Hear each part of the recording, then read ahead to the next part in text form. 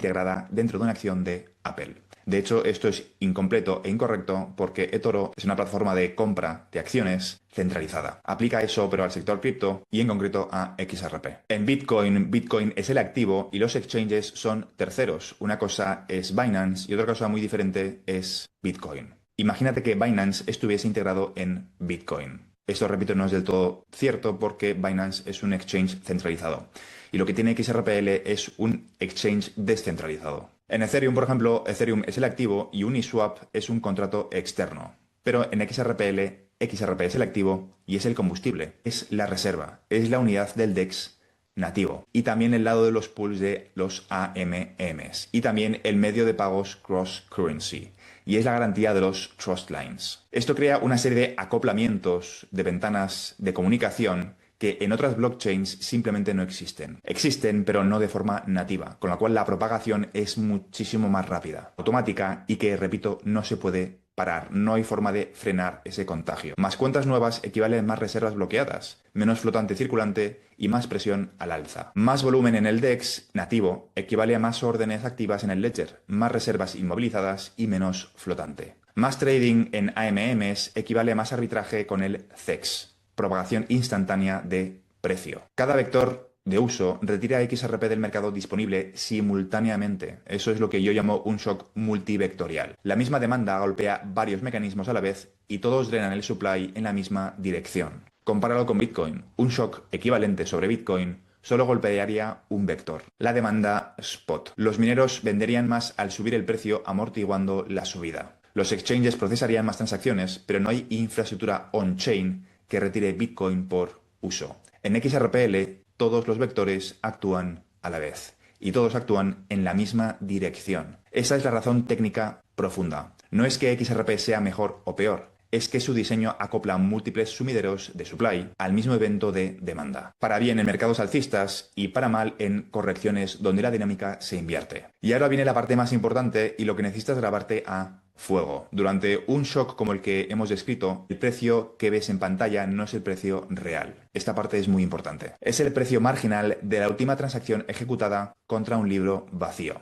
Es lo que pagó el último comprador desesperado por el último vendedor disponible. Es información, pero no valor. El precio real, el precio sostenible, emerge cuando vuelve la oferta al mercado y cuando la infraestructura financiera tradicional se enchufa al sistema. Dicho de otra forma, y esto es lo que nadie está viendo, préstale atención. Existe un proyecto que he cubierto en el pasado de la DTCC, Depository Trust and Clearing Corporation, que se llama Proyecto ION. La DTCC es la entidad que liquida prácticamente toda la actividad bursátil de Estados Unidos. Procesan 4 trillones de dólares, 15 ceros. Y en este proyecto, el proyecto ION, si hay suficiente liquidez, es decir, diámetro de la cañería en XRPL o en cualquier otro activo digital, se puede utilizar automáticamente esa cañería para liquidar activos, cosa que actualmente no existe en ningún activo digital.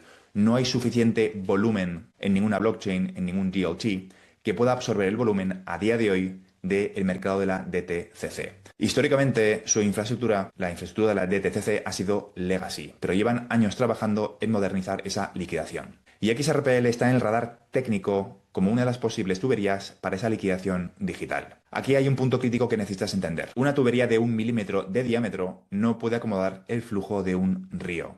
XRPL hoy, con su volumen actual, tiene una tubería relativamente estrecha. Su DEX nativo procesa volúmenes modestos comparados con los de un CEX. Sus AMMs tienen pools de tamaño limitado. Y la liquidez agregada del ecosistema XRPL nativo es muchísimo menor que la de los CEX donde se negocia XRP. Para que la DTCC o los bancos centrales y las grandes casas de compensación se enchufen a XRPL, la tubería, el diámetro, tiene que crecer. Tiene que pasar de ser de milímetros a centímetros y luego a metros. ¿Y cómo crece esa tubería? Necesita profundidad de mercado, necesita liquidez agregada. Necesita que haya billones de dólares operando dentro del ecosistema, no millones, billones. Y un supply shock como el de un ETF institucional masivo no es solo una subida de precio, es un evento de capitalización del ecosistema. El valor agregado dentro del ledger se multiplica, los pools AMM se vuelven gigantes, el order book nativo se profundiza. Las trust lines se multiplican, es decir, la infraestructura técnica, la tubería, se ensancha. Y aquí es donde viene mi tesis. Es muy probable que todo este proceso esté orquestado por los propios players que se benefician de él.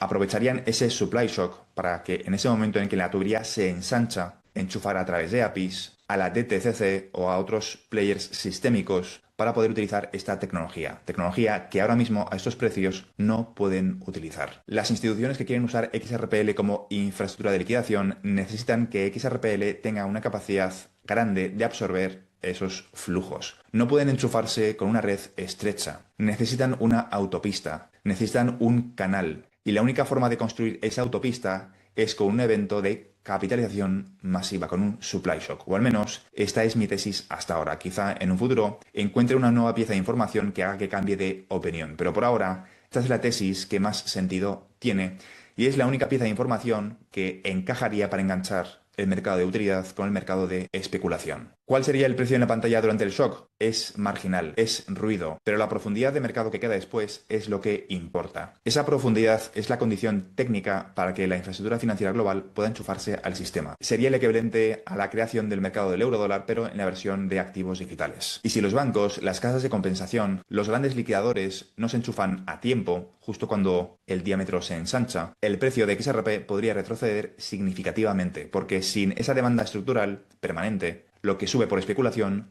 baja por especulación. Pero si enchufan a través de APIs esos flujos a tiempo, el precio queda sostenido por una demanda de uso real, no por especulación. Y entonces ya no estamos hablando de un pico, estamos hablando de una nueva línea base estructural para el activo. El comienzo del mercado de utilidad. Así que vamos a recapitular. XRPL no es una blockchain más, es un sistema donde el activo y la infraestructura de trading son exactamente la misma cosa. Tiene un DEX nativo integrado en el protocolo. Tiene un AMM nativo acoplado al order book. Tiene consenso rápido con finalidad inmediata. Y tiene un supply rígido sin emisión elástica. Tiene reservas que retiran XRP del flotante por cada acto de uso. Y tiene IOUs que fragmentan la liquidez y propagan el shock lateralmente. Cuando una demanda institucional masiva entra al sistema, todos esos mecanismos actúan simultáneamente. No uno tras otro, sino a la vez. En milisegundos, sin pausas. Es más, sin poder pararlo. Sin circuit breakers y sin market makers obligados, sin que nada lo amortigue como ocurriría con la bolsa. Es un shock multivectorial y es algo que ni Bitcoin ni Ethereum pueden producir, no porque sean peores, sino porque su arquitectura es distinta. No te he hablado de precios objetivo, no te he dicho cuánto podría llegar a valer XRP, porque es lo de menos. Lo importante es entender que el mecanismo existe,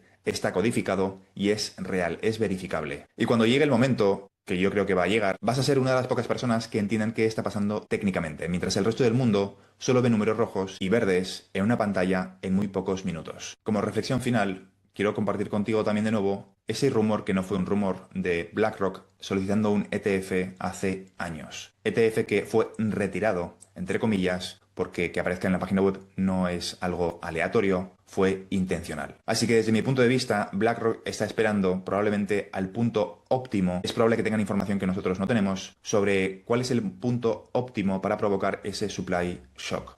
Y si entiendes que Robbie Mitchell, ex de Ripple, que ahora trabaja como director de activos digitales de BlackRock, entiende especialmente bien XRPL, empieza a cobrar sentido. En otros vídeos he cubierto, y no lo voy a cubrir en este vídeo, cómo creo que Ripple juega en el mercado de los activos digitales el mismo papel que BlackRock juega para el gobierno de los Estados Unidos en los mercados privados. Son players mucho más parecidos de lo que la gente se imagina, solo que en ecosistemas diferentes. BlackRock es una extensión del gobierno o de los intereses del gobierno de los Estados Unidos disfrazado de capital privado. BlackRock ejecuta lo que el gobierno no puede ejecutar de forma pública. Y Ripple hace exactamente lo mismo. En un futuro probablemente nos demos cuenta de que BlackRock y Ripple están colaborando de una forma mucho más estrecha de lo que ahora mismo comprendemos. Y aunque el ejemplo no es válido del todo, el ejemplo que te voy a poner a continuación, quiero que pienses lo que acabas de aprender en este vídeo y reflexiones sobre esas subidas tan dramáticas que hemos visto, por ejemplo, con los exchanges como Gemini, donde de repente el precio de XRP subía y volvía a bajar. Ese mecanismo, esas tensiones, existen de forma nativa en el DEX de XRPL. Mi opinión personal sobre el precio de XRP me lo guardo para mí, tengo mi propia tesis personal y no cubriré el precio de XRP, no lo he hecho en el pasado y no lo haré en el futuro. Porque creo que en cuanto hablamos del precio, se pierde de vista lo realmente importante, que es qué soluciona esta tecnología. Si te ha gustado este vídeo, considera suscribirte. Te recuerdo que en este canal cubro todo lo relacionado con el sector de activos digitales, en concreto la transición controlada de todo el sistema financiero hacia tecnologías de contabilidad distribuida, es decir, XRP, XLM, XDC, SHX, HBAR y un conjunto de activos digitales que van a cumplir una función complementaria en el futuro sistema financiero basado, entre otras muchísimas cosas, en el estándar ISO 20022. Y todo esto englobado dentro de una transición muchísimo más compleja y profunda que consiste en integrar tras el capitalismo, comenzar una nueva era postcapitalista, post-IA, post-trabajo, cuya transición muchos están bautizando como la singularidad económica, que consiste en el desacople del crecimiento del PIB del mercado laboral. Y todo esto explicado desde el punto de vista de las oportunidades que nos vamos a encontrar en el proceso para los inversores retail, como tú y como yo, en el sector de activos digitales. Eso es todo por ahora y nos vemos en el siguiente vídeo. Un saludo.